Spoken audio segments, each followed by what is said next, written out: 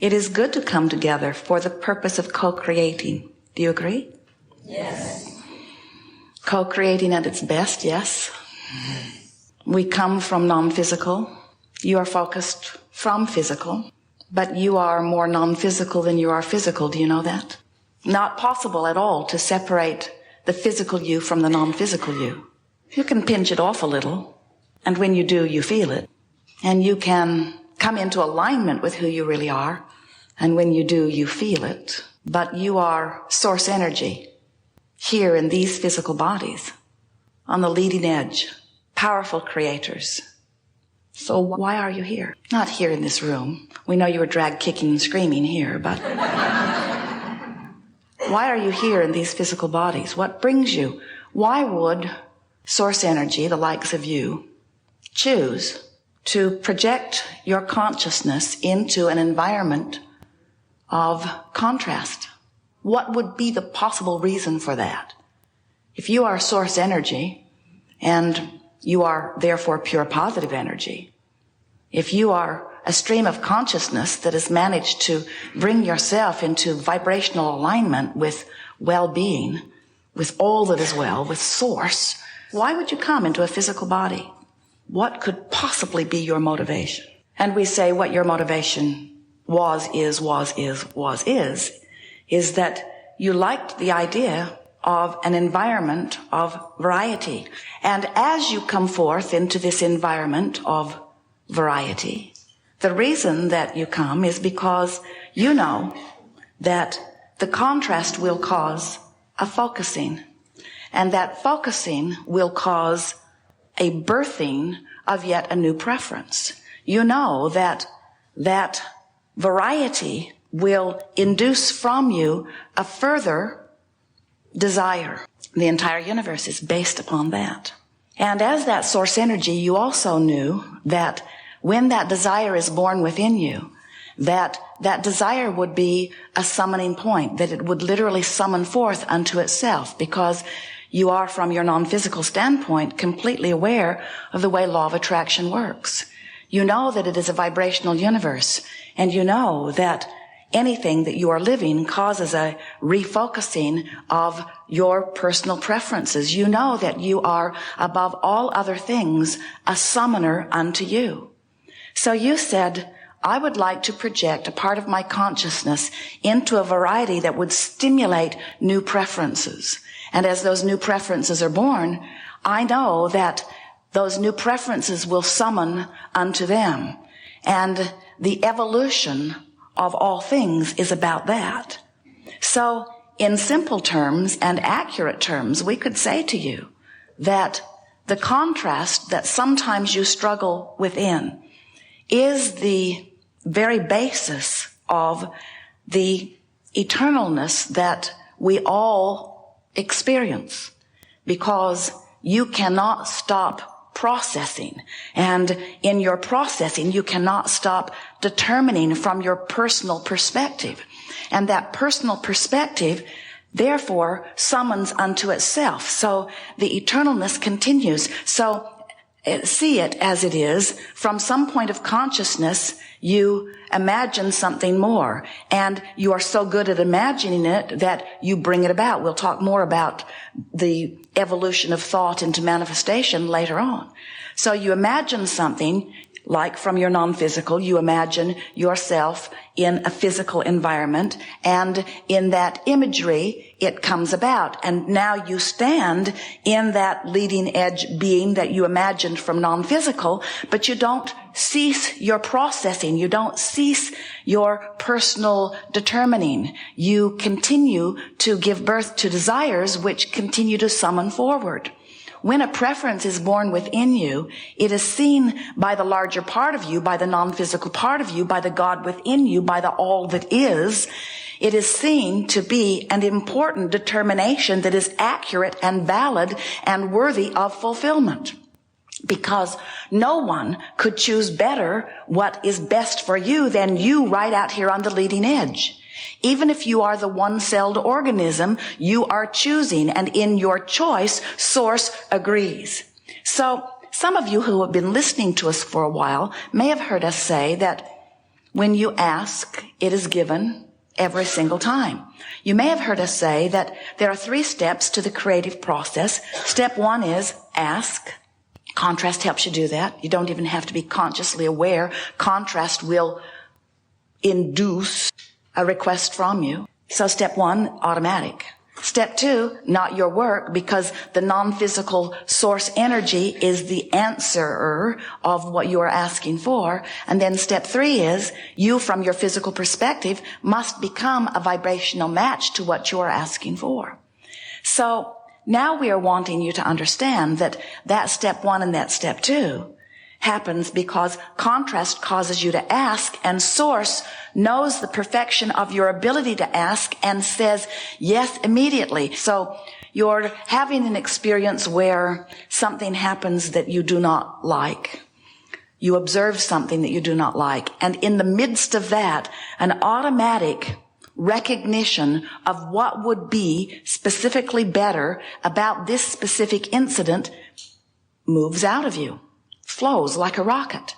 And source, the broader part of you, follows that rocket. In other words, in the moment that at any level of your being, even a cellular level of your being, something is determined that would be an improvement to this leading edge, worthy creator that is you, source immediately becomes one with that request. Immediately becomes one with that request. So now, a very powerful point of vibrational relativity has been established.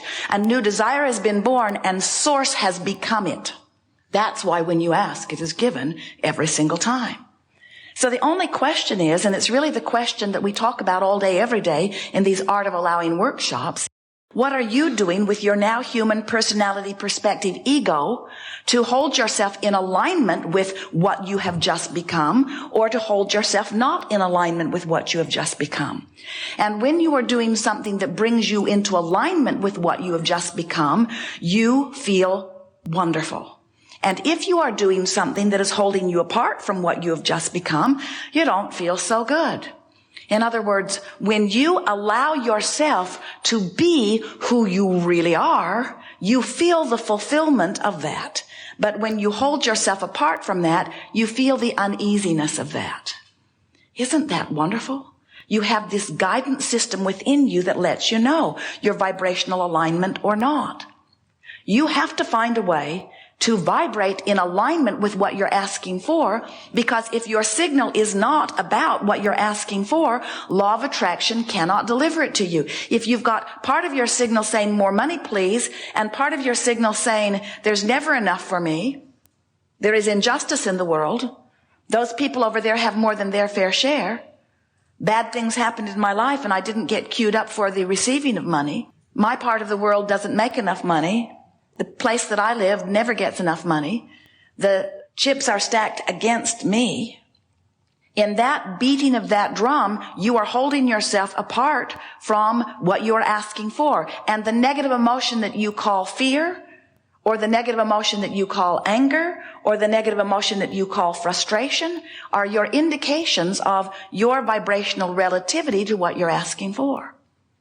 So, we want you, as you move forward forevermore, to be aware of these 2 points of vibrational relativity, because everything that you live is based upon that. Everything. Everything you feel and everything that you attract, everything that you live, everything that you are, everything is about your management of the vibration between those 2 points of vibrational relativity. We like to say lovingly to you that you really sort of live life in the crack between. In other words, life is always about how much am I allowing myself to be that which I have become. Now, it sounds like we're trying to get you to clean up your vibration just so that you can positively affect your manifestations. And the reason that we are talking in that direction is because we know how much you care about your manifestations. Your manifestations are your life, aren't they? But the real reason that we want you to care about how you feel is because we care about how you feel. We just don't see why you would put up with frustration when you could easily choose joy. We don't know why you would choose an attitude of criticism when appreciation feels so much better. We don't know why you would blame when praise is what is more natural to you. And the only thing we can figure out, well, actually we can figure it all out, but what we've noticed about you is that the reason that you do those things that don't feel good to you is it must be the reason. It is the only logical reason you haven't made the correlation between how you feel and your point of attraction. Because if you had made that correlation between how you feel, which is the visceral response to your vibrational mix, if you had made that connection between how you feel and what's manifesting, what your point of attraction is, we think that you would work more deliberately, to focus more deliberately, to find more deliberately things that feel better more deliberately when you focus upon them. We don't think that you would be tolerant of your own lazy focus. And we don't think that you would spend so much time looking at what is. We think you would spend more time thinking about what you want to be. Or if you are an avid observer of what is, you would become a better selective sifter at what you are observing. You would deliberately look for the things in the smorgasbord that is available to you that make your heart sing when you focus upon them. You wouldn't look at the things that are troubling in nature. Why do you look at the things that are troubling in nature? Because, like Esther watching the Weather Channel, you want to be warned of things not wanted. But that determination to be warned about things unwanted causes you to activate a vibration about the very thing that you want to be warned against, which causes an activation of a point of attraction, which puts you right in the path of the hurricane. It will find you wherever you are. In other words, you are rendezvousing with things that are equivalent to your vibrational mix. So this workshop, which we call Art of Allowing, is about allowing yourself to be that which you have already become, to allow yourself to be as wealthy as life has caused you to ask for, to allow yourself to be as healthy as life has caused you to ask for, to allow you to be as clever and as beautiful and as good feeling and as vital and alive, as flexible. In other words, your life is causing you to want these things. And Source is saying, you're right, you're absolutely right. You should know you're right there. You've sifted through the data. You are the one sifting. It's your life you're created. You're right, you're right, you're right, you're right, you're right. Here's the process. Here's the path. Here's the way. Here's the circumstance. Here's the event. It's all lined up for you. It's all there for you. And if you're over here saying, where is it? It's not coming. It's been so long. I'm so tired of this. Then you just hold yourself in vibrational limbo as you continue to complain, as you let what is be the basis of your vibration instead of letting your guidance take you to the basis of your vibration. And so, doesn't it seem like your real work is about getting in touch with the way you feel so that you can utilize the guidance that is within you so that you can tell which is the right direction? So as we were saying just a little bit ago, there's not a computer big enough in this universe to calculate all of the components of all of your desires and all of your beliefs in relationship to them.